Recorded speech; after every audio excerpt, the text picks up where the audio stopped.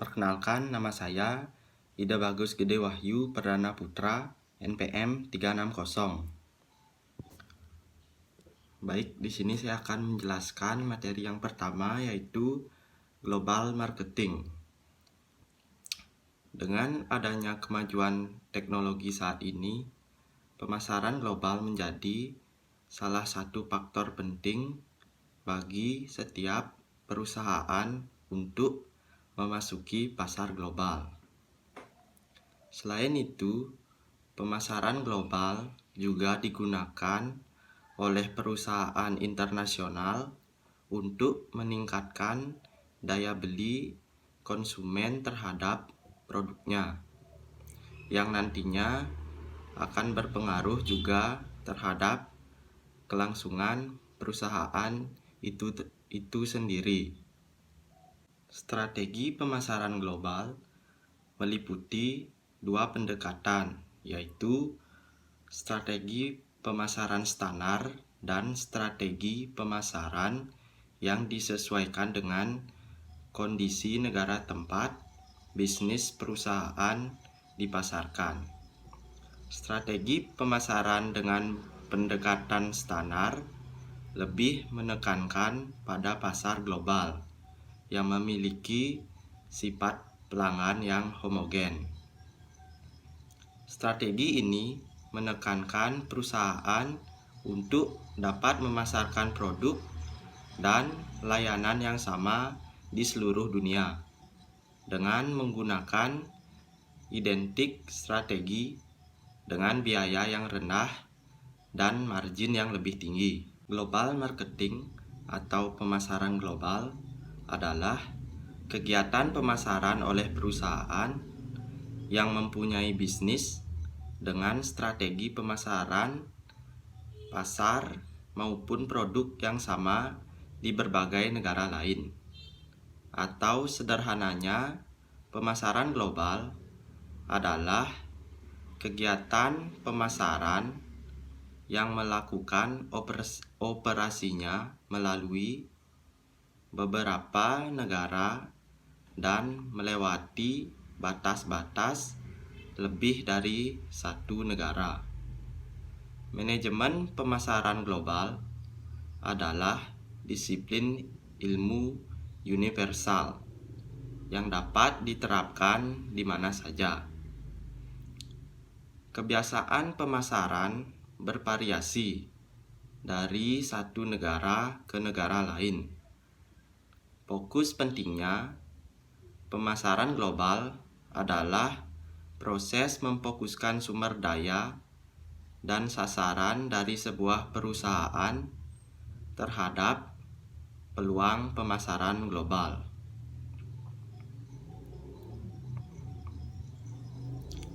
Pemasaran global adalah proses memfokuskan sumber daya manusia, uang, dan aset fisik, dan tujuan-tujuan dari suatu organisasi untuk memperoleh kesempatan dan menanggapi ancaman pasar global. Pasar demikian biasanya tercipta karena adanya konsumen yang lebih menyukai produk standar dan harga murah karena adanya perusahaan global yang memanfaatkan jaringan operasi dunia mereka untuk bersaing di pasar global.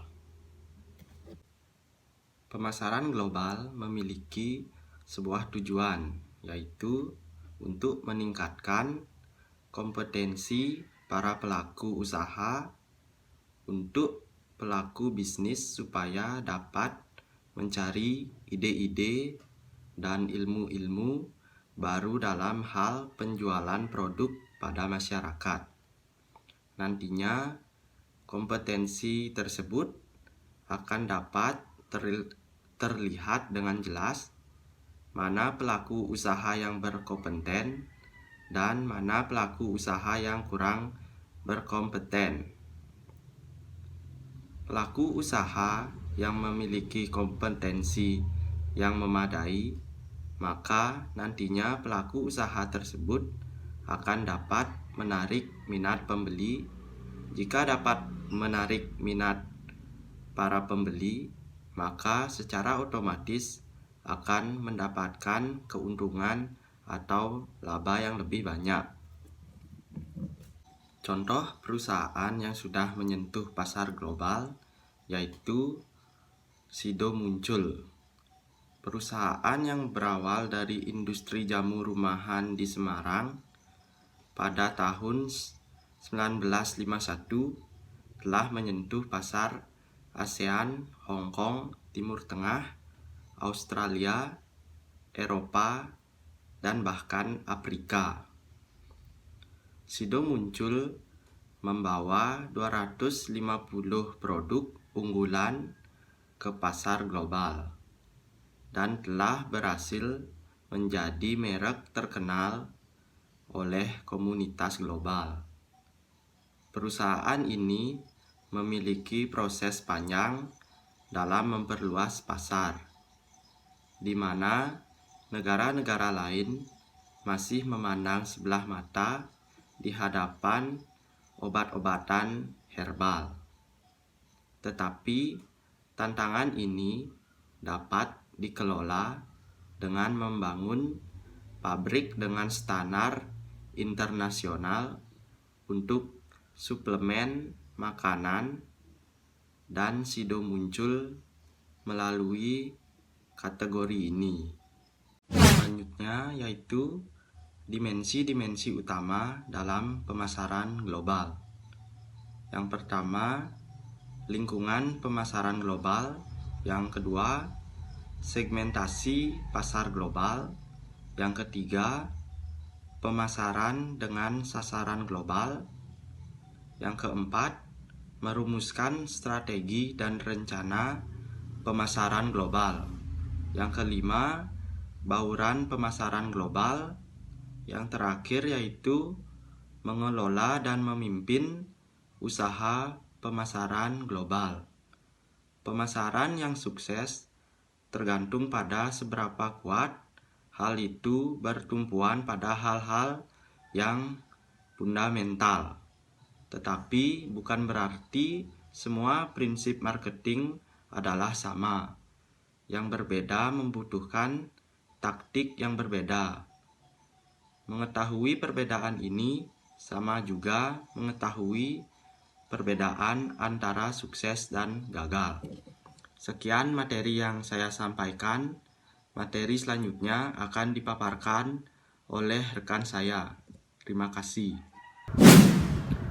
Om Swastiastu, nama saya Madeo Gusendra Gunawan, NPM 182, ingin menjelaskan materi strategi memasuki pasar global.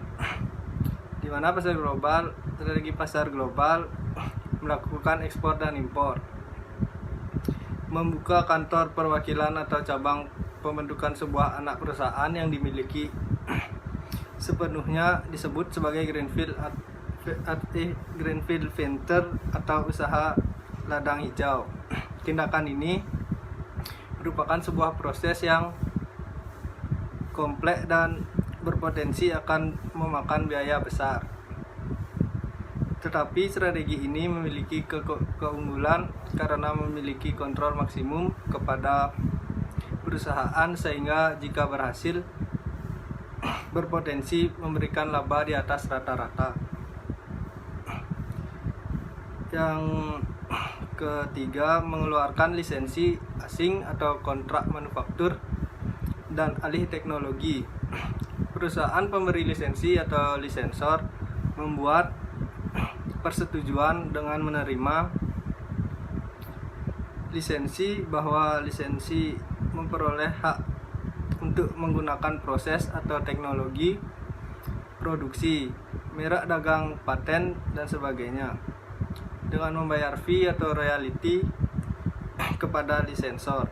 Lisensor dalam hal ini memperoleh manfaat, yaitu dapat memasuki pasar asing dengan risiko rendah. Contohnya, Disneyland mengeluarkan lisensi untuk memproduksi dan memasarkan produknya.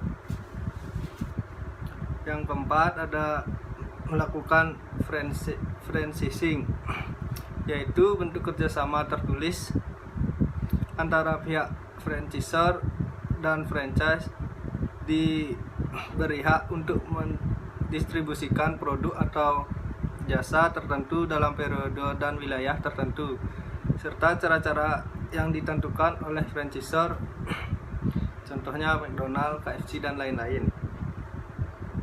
Yang kelima, membuka usaha patungan atau joint venture. Investor luar dapat bergabung investor lokal untuk membentuk usaha patungan di mana mereka membagi kepemilikan dan kontrol. Perusahaan luar negeri mungkin kekurangan sumber daya finansial untuk manajerial untuk menjalankan usahanya. Yang keenam, melakukan akuisisi perusahaan lain, di mana akuisisi adalah pengambilan kepemilikan atau pengendalian atas saham atau aset suatu perusahaan oleh perusahaan lain, dan dalam peristiwa ini baik perusahaan pengambil alih atau diambil alih tetap eksis sebagai badan hukum yang terpisah, di mana akuisisi ini memiliki keuntungan dan kelemahan. Keuntungan akuisisi diantaranya, pertama, akuisisi dapat menyediakan akses cepat ke sebuah pasar yang baru. Kedua, akuisisi dapat memberikan jalan untuk ekspansi internasional. Untuk kelemahannya, akuisisi pendanaan yang mahal sehingga seringkali diperlukan pendanaan melalui utang. Yang kedua, negosiasi internasional untuk akuisisi dapat menjadi kompleks karena dihadapkan pada syarat-syarat hukum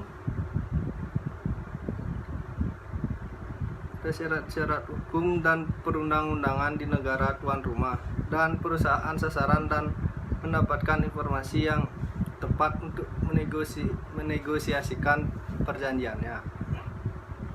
Sekian penjelasan dari materi saya. Presentasi selanjutnya akan dilanjutkan oleh teman saya. Baik, terima kasih atas kesempatannya.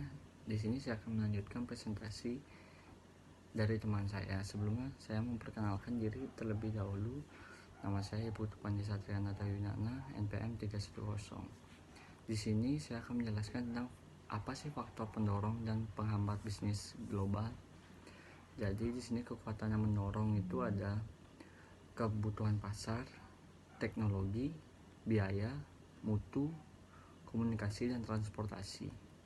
Dan yang kedua, kekuatan yang menghambat itu ada perbedaan pasar, sejarah, kecerdasan manajemen, budaya organisasi, dan yang terakhir kendali nasional atau hambatan untuk masuk suatu negara. Sini yang pertama saya akan menjelaskan tentang kekuatan yang mendorong terlebih dahulu. Yang pertama, kebutuhan pasar. Budaya universal seperti perbedaan budaya, terdapat unsur sifat manusia yang menjadi dasar untuk menciptakan dan melayani pasar global. Contohnya minuman ringan, salah satu industri global yang terbesar yang sukses. Dan yang kedua ada teknologi.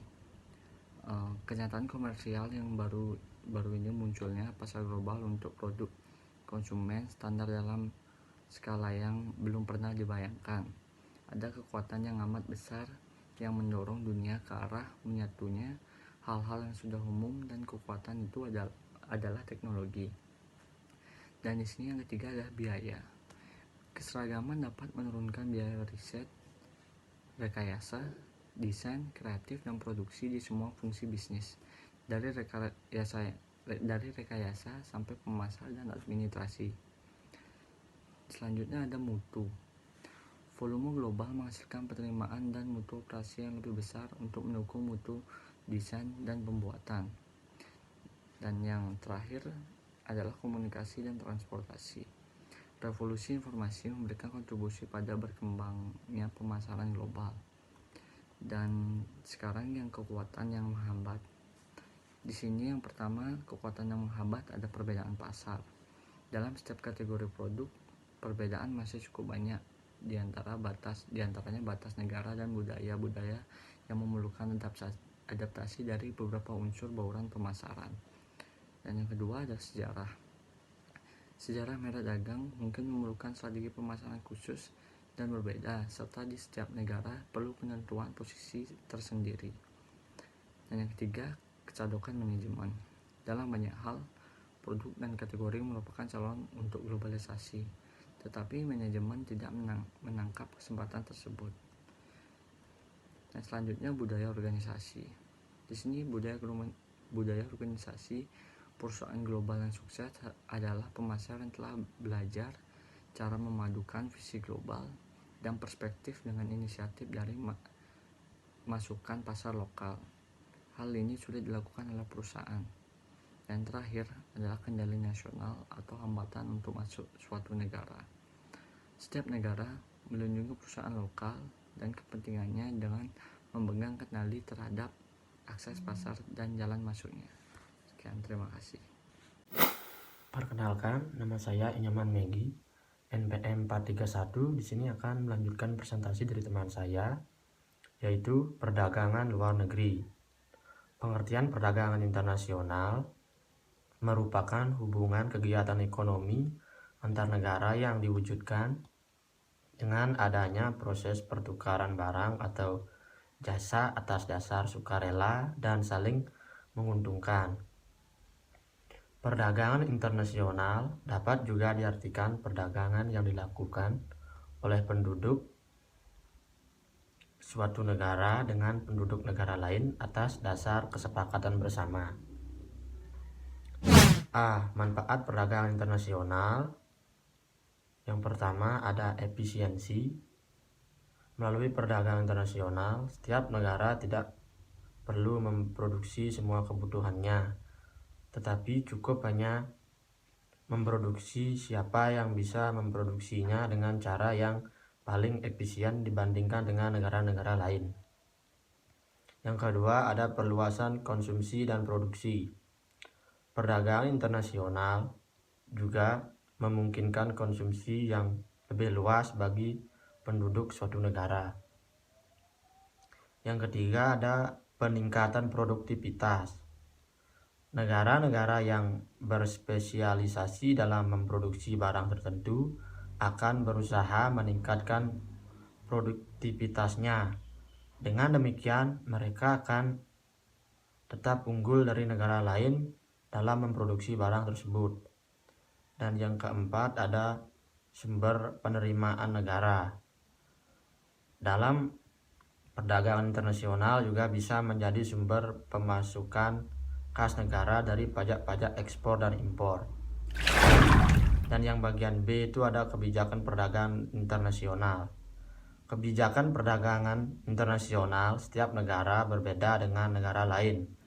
Ada negara yang memilih menjalankan kebijakan perdagangan bebas atau free trade. Ada yang memilih menjalankan kebijakan perdagangan proteksionis, dan ada pula yang memilih gabungan keduanya. Itu saja dari saya. Selanjutnya akan dilanjutkan oleh teman saya. Terima kasih. Perkenalan, nama saya Ida Bagus Madi Swamada, MPM 438. Selanjutnya, saya akan menjelaskan tentang pengertian Research and Development. Penelitian pengembangan adalah metode penelitian yang digunakan untuk menghasilkan produk tertentu dan menguji keefektifan produk tersebut. Untuk dapat menghasilkan produk tertentu, digunakan penelitian yang bersifat analisis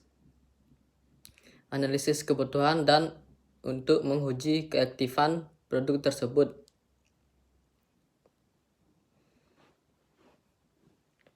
Supaya dapat berfungsi di masyarakat luas, maka diperlukan penelitian untuk menguji produk tersebut.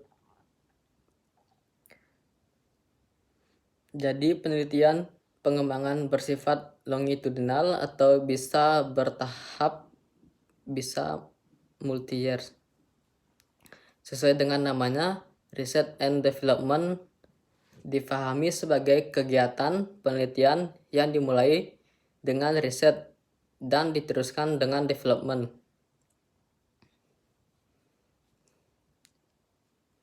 Kegiatan riset dilakukan untuk mendapatkan informasi tentang kebutuhan pengguna atau bisa disebut needs assessment. Sedangkan kegiatan development dilakukan untuk menghasilkan perangkat pembelajaran. Menurut Malhotra, riset pemasar adalah suatu proses identifikasi masalah, pengumpulan data informasi, analisis, dan penyajian informasi secara sistematis dan objektif yang akan digunakan manajemen dalam pengambilan keputusan serta memecahkan permasalahan yang berhubungan dengan pemasaran. Sedang menurut Marketing Association, riset pemasar secara formal didefinisi sebagai fungsi yang menghubungkan konsumen, pelanggan, dan publik dengan pemasar melalui informasi yang digunakan. Untuk melakukan identifikasi serta mendefinisikan peluang dan masalah pemasar serta menghasilkan, menyempurnakan, dan mengevaluasi upaya serta memantau kinerja pemasar, memperbaiki pengertian pemasar sebagai suatu proses. Riset pemasaran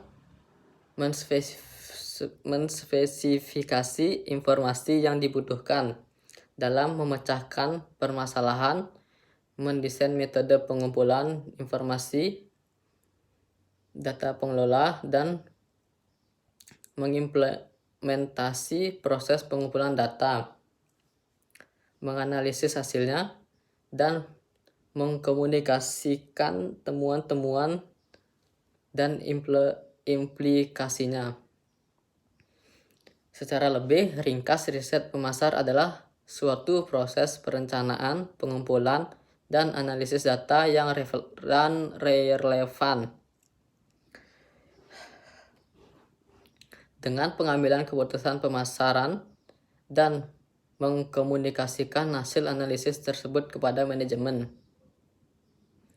Karakteristik langkah pokok R&D yang membedakannya adalah dengan pendekatan penelitian lain. Menurut Borg and Gall menjelaskan 4 ciri utama R&D, yaitu yang pertama ada studying research finding, yaitu melakukan studi atau penelitian awal untuk mencari temuan-temuan penelitian terkait dengan produk yang akan dikembangkan. Yang kedua ada developing the product, yaitu mengembangkan produk berdasarkan temuan penelitian tersebut.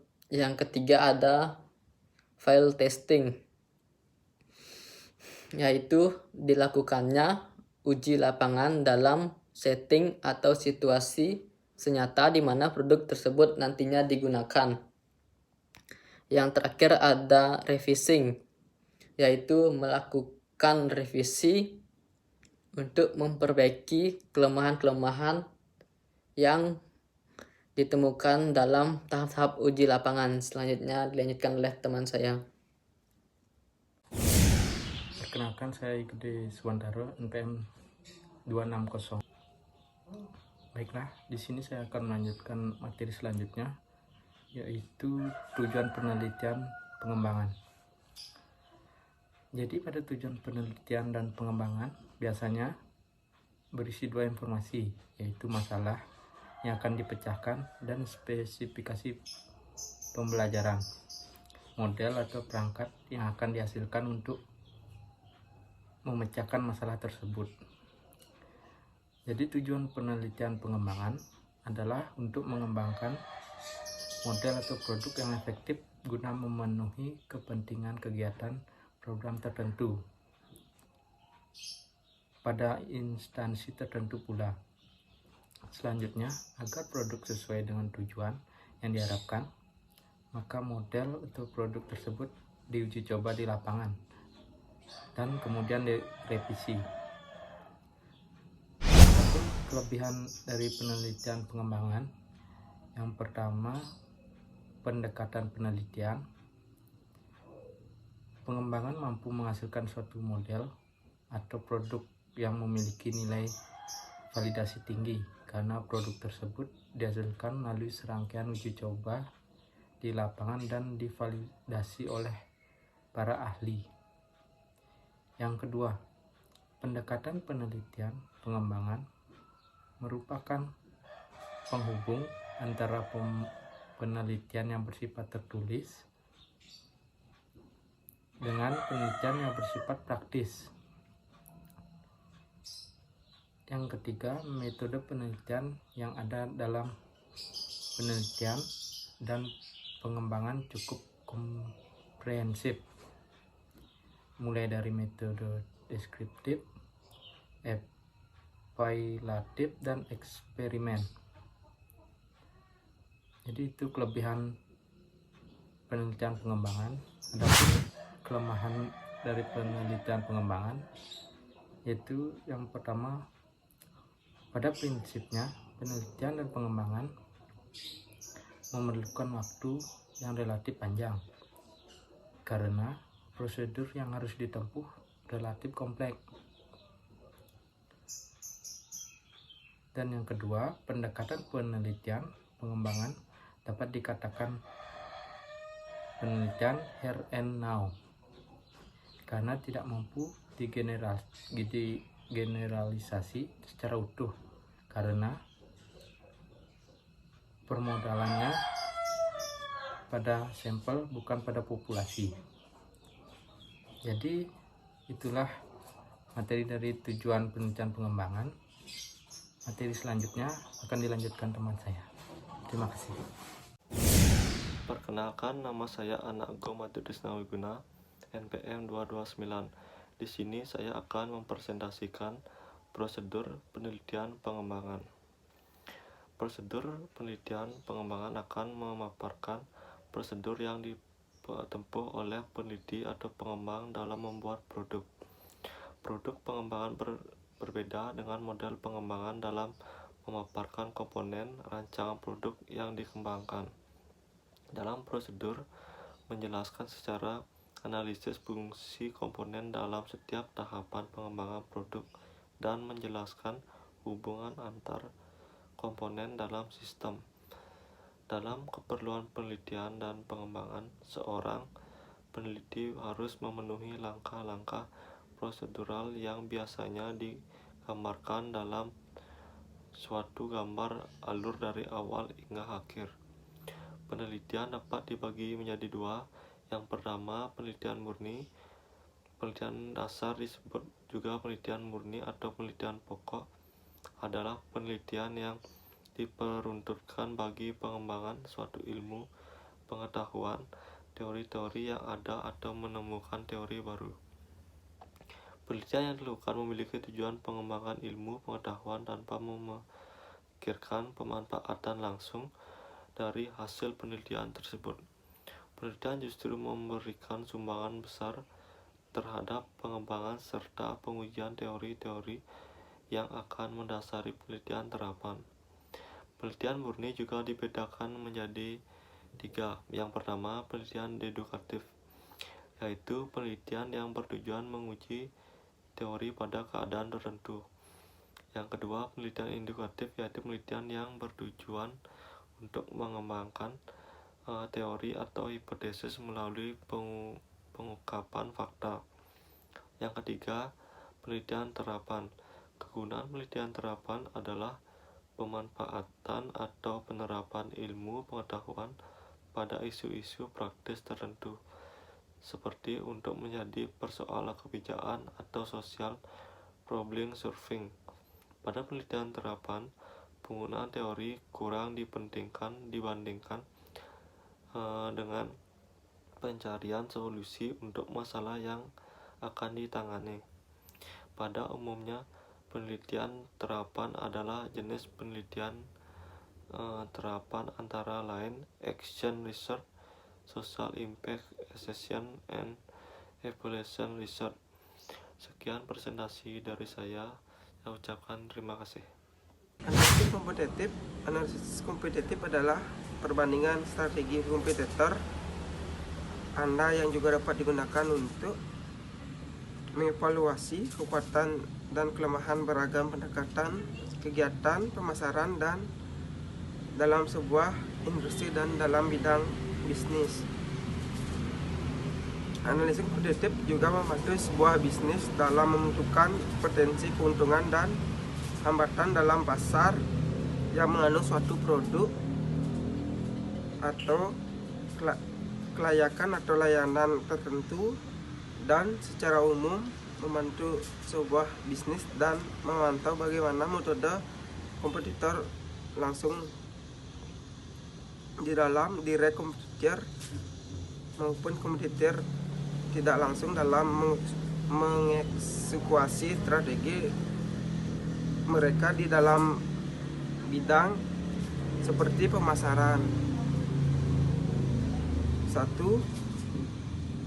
Penetapan. 2. Harga produk. 3. Layanan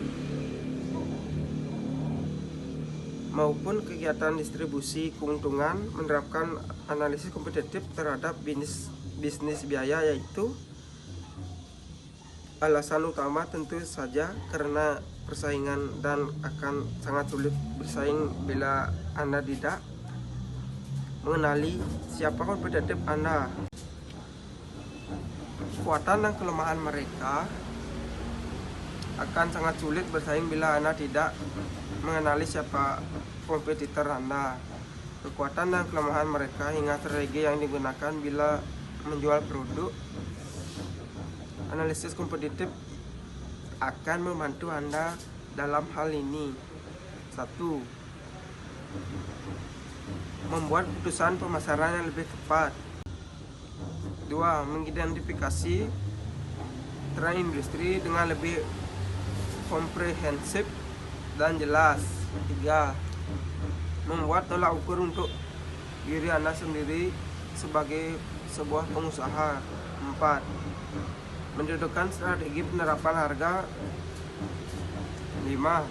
Menentukan cara baru untuk berkomunikasi dengan pelanggan. 6. Menemukan celah di pasar yang dimanfaatkan dan demi meningkatkan penjualan. 7. Dokumen analisis kompetitif yang dibuat nantinya akan terus berevolusi turut waktu yang mengikuti perkembangan di bisnis Anda. Dengan menerapkannya itu artinya Anda memiliki salah satu metode yang sangat baik di dalam mengukur seberapa kuat bisnis Anda dari segi branding maupun penjualan di tengah-tengah masa pandemi ini. Cara menerapkan analisis kompetitif untuk bisnis Anda. Bila sudah siap menerapkan analisis kompetitif Anda, coba ikuti langkah-langkah berikut untuk menerapkannya. 1. Bikin sebuah daftar berisi 5 atau 10 kompetitor. Pertama, bisnis yang menjual produk serupa dengan Anda. 2. Bisnis yang memiliki premis atau ide dengan produk Anda. 3. Bisnis yang memiliki kesamaan dalam hal target pasar maupun demografi ataupun pemasaran tentang pasar Anda. 5. Bisnis baru maupun yang sudah berpengalaman yang serupa dengan bisnis Anda. Om Swastiastu. Saya Puteris Prayoga, NPM 1732121185, akan menjelaskan materi tentang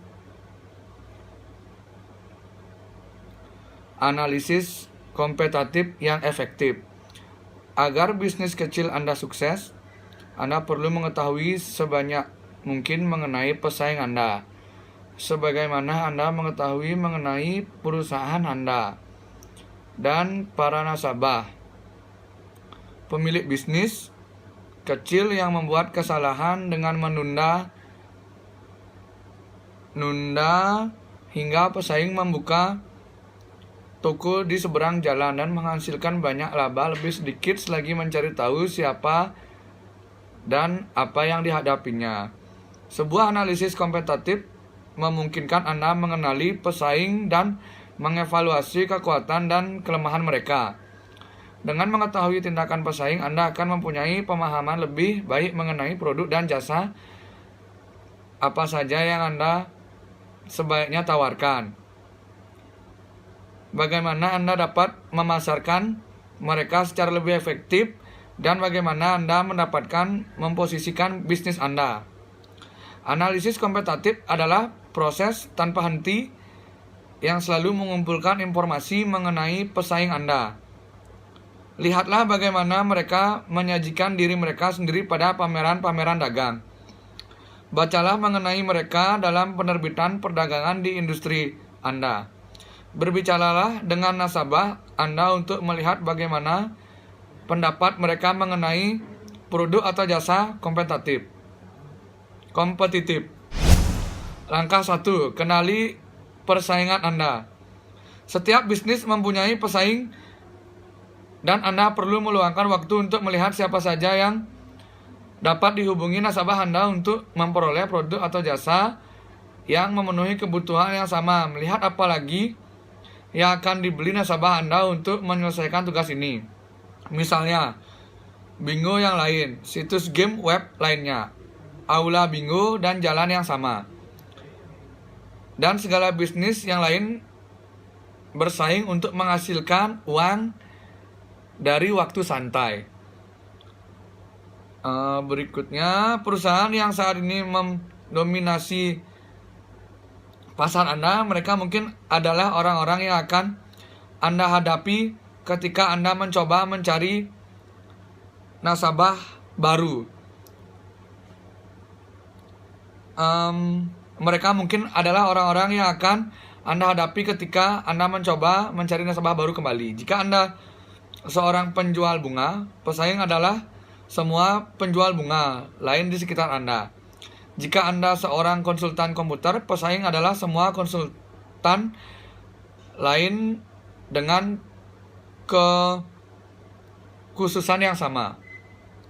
Berikutnya, carilah pesaing sekunder dan tidak langsung. Ini semua mungkin bukan bisnis yang langsung Anda hadapi, tetapi dengan pasar sasaran yang sama. Kembali ke contoh penjual bunga misalnya.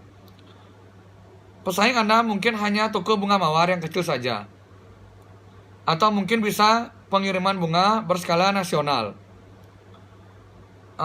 Atau departemen bunga, tanaman dari toko serba ada atau tuk penyedia potongan harga setempat. Akhirnya penyelidikan pesaing potensial Anda, mereka ini adalah semua perusahaan yang mungkin masuk ke dalam pasar Anda dan terhadap siapa Anda perlu siap bersaing. Misalnya Anda mungkin memiliki gerai yogurt beku sendiri. Anda perlu siap bersaing dengan sejumlah gerai waraba yogurt berskala nasional, bahkan jika mereka belum hadir di pasar Anda.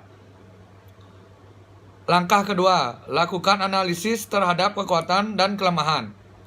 Setelah Anda mengetahui siapa saja pesaing Anda, tentukan kekuatan mereka dan cari tahu kerentanan mereka. Mengapa nasabah membeli dari mereka?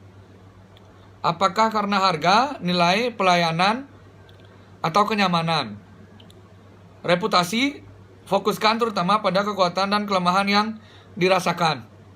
Seperti yang Anda lakukan terhadap perusahaan sesungguhnya. Ini karena persepsi nasabah ternyata bisa lebih penting dari kenyataan. Ada baiknya Anda melakukan analisis kekuatan dan kelemahan dalam bentuk tabel. Tuliskan nama Anda, baiknya Anda melakukan analisis kekuatan dan kelemahan dalam susunan kolom-kolom yang memuat semua kategori penting bagi bidang usaha Anda. Selanjutnya, langkah ketiga, selidiki peluang dan ancaman. Seringkali kekuatan dan kelemahan adalah faktor-faktor yang berada di bawah kendali perusahaan. Tetapi kalau Anda meneliti para pesaing Anda juga perlu memeriksa seberapa siap mereka menghadapi faktor-faktor yang berada di luar kendali mereka. Ini dikenal dengan peluang dan ancaman. Peluang dan ancaman memasuki kategori yang cukup luas. Bisa saja berupa segala perkembangan di bidang teknologi, peraturan, atau tindakan hukum, faktor ekonomi, atau malahan kemungkinan adanya pesaing baru. Misalnya, sebuah toko cetak foto perlu mengetahui seberapa baik para pesaingnya siap menghadapi kemajuan fotografi digital, atau sebuah perusahaan yang menjual lewat web perlu menganalisis bagaimana para pesaing siap menghadapi berbagai persoalan keamanan online. Sekali lagi, cara efektif untuk melakukan ini adalah dengan membuat tabel berisikan nama-nama pesaing Anda dan segala faktor eksternal yang akan berdampak kepada industri Anda, sehingga dapat mengetahui bagaimana mereka menangani peluang dan ancaman. Langkah keempat, tentukan posisi Anda. Begitu Anda mengetahui apa saja kekuatan dan kelemahan pesaing Anda perlu menentukan di mana posisi perusahaan Anda terletak. Persaingan sebagian dari mungkin jelas dari hasil analisis Anda, tetapi juga ada gunanya untuk meneliti dan dengan cermat bagaimana bisnis Anda beroperasi. Sekian dari penjelasan saya.